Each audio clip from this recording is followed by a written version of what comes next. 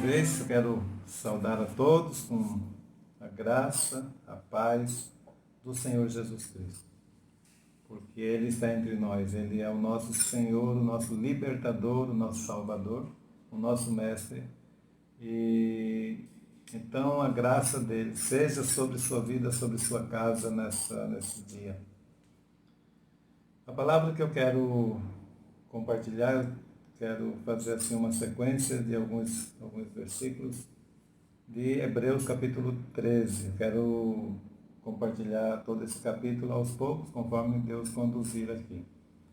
Porque a gente percebe assim que Hebreus não tem assim uma assinatura de quem foi o escritor, mas assim eu percebo que tem muito indício de ser o próprio Paulo que escreveu, mas isso não importa quem escreveu, o importante é que no capítulo 13 ele traz algumas direções bem práticas para o ser humano, enquanto cristão, enquanto igreja, para que a gente, procedendo dessa forma que está escrito, a gente possa agradar a Deus e possa agradar também as pessoas e ser um testemunho, ser um exemplo de vida para os demais. Então, eu vou ler aqui pelo menos até o versículo 3, para nós começarmos.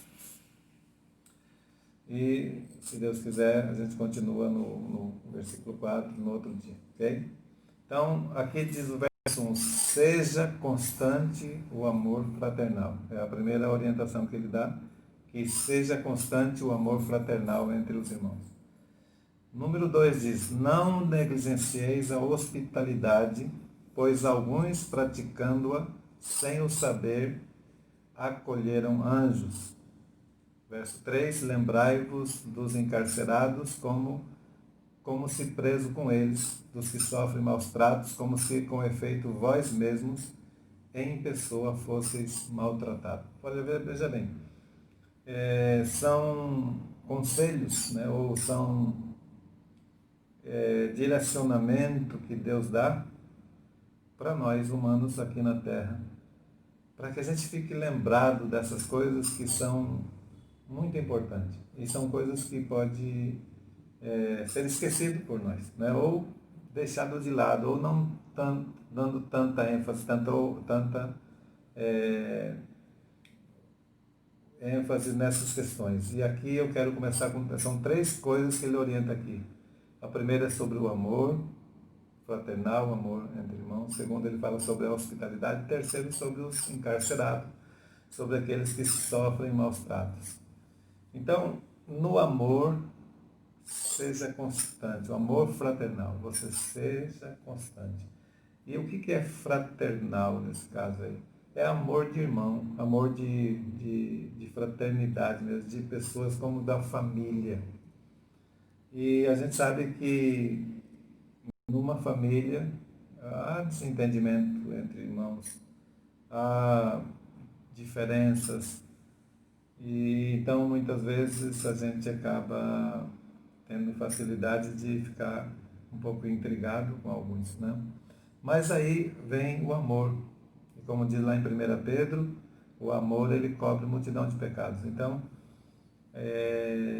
a gente precisa estar exercitando essa palavra de Deus a respeito de cada um dos irmãos da igreja, porque haverá diferenças entre nós e alguns são fáceis de amar, outros são difíceis de amar, enfim, mas aí o amor tem que ser o que vai dar toda a direção, para a gente agir dentro do que realmente vale a pena, porque então deixar as diferenças de lado e continuar amando as pessoas. A gente tem defeito, eles têm defeitos. Então o amor fraternal é o que vai dar uma diretriz para nós nessa questão, para que a gente possa viver uma vida em família sem problema, né? Então, perdoando as pessoas e se acertando quando há diferença. Então, o amor fraternal é a primeira orientação que temos nesse capítulo. O capítulo verso 2 fala sobre não negligenciar a hospitalidade. Eu creio assim que, o que ele quer dizer com isso? Que muitas vezes a gente tem mais facilidade de estar com uma vida cômoda, sem uma outra pessoa, de repente hospedando outra pessoa. E é mais fácil, de fato, viver sem precisar de hospedar pessoas. Né? Mas aqui está dizendo que a gente não pode negligenciar isso, não pode negligenciar a hospitalidade, porque existe um princípio, então existe dentro desse princípio um legado de Deus, uma bênção de Deus quando a gente assim o faz. Aqui ele fala que as pessoas do passado, no caso Abraão e outros, que praticou isso, praticou a hospitalidade sem o saber que eles estavam acolhendo anjos. Imagine, é de fato uma prática meio complicada, digamos, né, para o ser humano, especialmente na época que vivemos. A gente não sabe exatamente se a pessoa está sendo realmente uma pessoa necessitada, mas o próprio Deus, eu creio que vai nos direcionar nessa questão, né?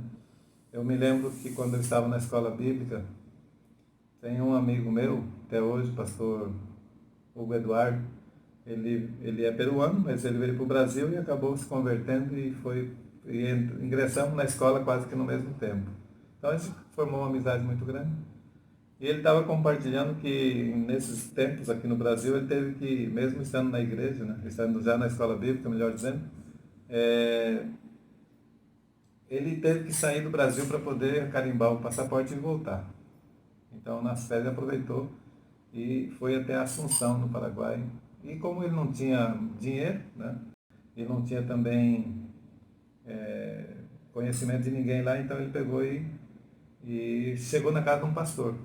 Bateu lá e se apresentou, falou da necessidade dele, e o pastor simplesmente rejeitou, não aceitou ele, não praticou essa hospitalidade. Olha, que eu creio que o Espírito Santo teria, nessa situação, não era uma coisa difícil de se praticar, porque o cara está dizendo, eu sou estudante, estou nessa situação, preciso de um posto. Mas simplesmente ele teve que procurar outro lugar. E foi assim negligenciado esse dom, ou é negligenciado, aliás, essa hospitalidade, que por uma razão talvez de desintonia com o Espírito Santo.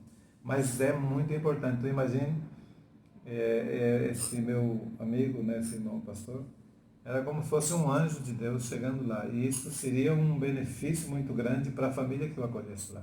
Né?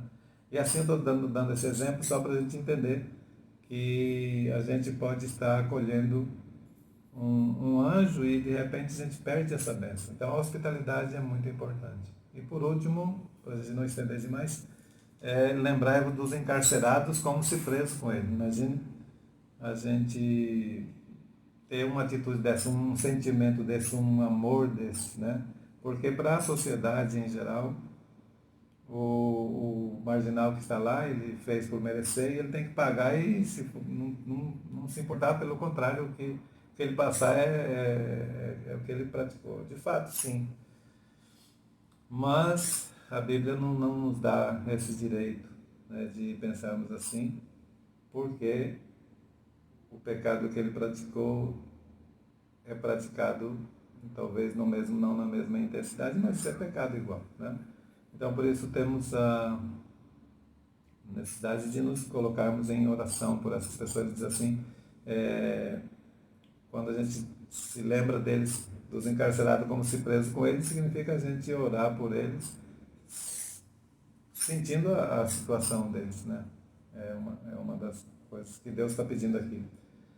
Dos que sofrem maus tratos, como com efeito vós mesmo em pessoa fosseis os maltratados. Então, não se alegrar com o outro que está sendo maltratado de repente, mas se colocar no lugar dele. Essa é a ideia que Deus está dizendo aqui, porque são sentimentos, são atitudes, são virtudes, digamos assim, que não é normal, não é do mundo, não é de pessoas naturais, é de pessoas que têm o amor supremo de Deus no coração. Então a gente precisa estar atento para a gente não ser egoísta e não se importar ou negligenciar. É muito fácil negligenciar a hospitalidade, é fácil negligenciar os encarcerados e os que sofrem maus tratos, porque talvez a gente, bom, não é nada comigo, isso aí não tem nada a ver comigo, e eu deixo para lá. E a Bíblia está dizendo assim que a gente não pode negligenciar essas coisas. Eu creio que isso traz coisas extraordinárias no mundo espiritual. Por quê? Porque você fazendo isso, se colocando no lugar como se fosse o cara que está sendo maltratado. Então, no mundo espiritual tem uma ação muito tremenda para mudar as circunstâncias. Né? Então, eu creio que esse é um dos motivos que Deus está dizendo nesse capítulo, né, de Hebreus que a gente leu aqui, para a nossa reflexão hoje. Então, que fique aí essa orientação da palavra, que Deus te fortaleça, faça uma análise de si mesmo para ver como é que está o seu coração com relação a essas três coisas: o amor fraternal, a hospitalidade e também como é que você vê os encarcerados e os que sofrem maus tratos. Amém? Que Deus te abençoe. Beijo no coração. Estamos com saudade de todos.